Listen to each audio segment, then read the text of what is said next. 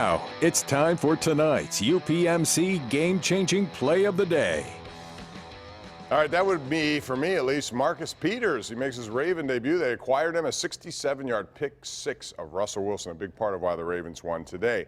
We're still talking football, but we're going to kind of look at the local level right now because both Pitt and Penn State won. Pitt and Syracuse, Penn State in that whiteout, which was fabulous to see. So the question would be, Chris, we'll start with you. Who has an easier schedule when we're talking about maybe winning their conference division? Is it Pitt or is it Penn State? Well, it's Pitt if we assume that Virginia is going to lose at some point over the course of their final 5 games. Everyone loses in the ACC. And That's true. The ACC Coastal, everybody beats up on everybody. So maybe that best chance is this coming week. I think Virginia has Louisville. That could be the next best chance or the best chance down the stretch for Virginia to lose. Virginia loses, yeah. Pitt's got it, assuming they don't trip up and fall on a Thursday night at home. We've seen that. To North Carolina, we've seen that on that Thursday night before.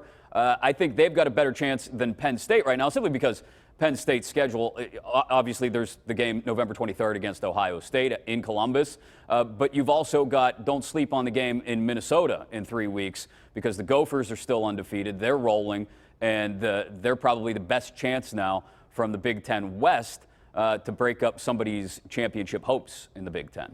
Well, I mean, I think Pitt, obviously, the way the schedule breaks, they don't have to play Ohio State, so they automatically have the easier path. I mean, that's it. That being said, you look at that division. I mean, that division is a mess. It is like they play Boggle and they just shake it up, and you have no idea what you're going to get on a given Saturday in the Coastal. I still think Pitt is the best team, but that doesn't mean that they will win. And what sucks for them, and Chris Peak brought this up after the opener.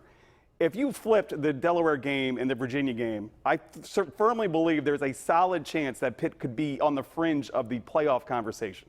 I can't believe I'm not drunk. I've had a nice, solid Sunday. I really think Pitt is that good, but you're still waiting for Pitt to be Pitt. You almost saw at the end of the Syracuse game. That's why they're good. Do you trust them?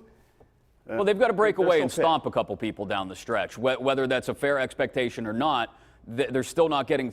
They're just getting top 25 votes. They've got to put a couple teams away early and then keep their foot on the gas in a couple of these games. I'm still trying to figure out what Boggle is.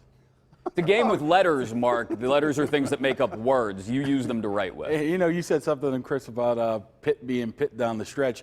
That's happened a couple of times, but they found a way to win those games. So I think Pitt easily got the easier schedule down the road. And hey, I sat here a couple of weeks ago and ripped on Pitt, said they don't have much talent. I might be wrong there. I know their defense is good, but their offense looks like it's coming together right now as well. If you have another playmaker or two, I think they're right in the mix of things. They got to not be Pitt, quote unquote, down the stretch of some of these winnable games. Yeah, next week they have their homecoming, and you got Miami coming in. Now, which Miami team will show up? I mean, it's hard to figure out these days, but it's right there in front of them, pending a loss by Virginia. It's too bad they played earlier in the season.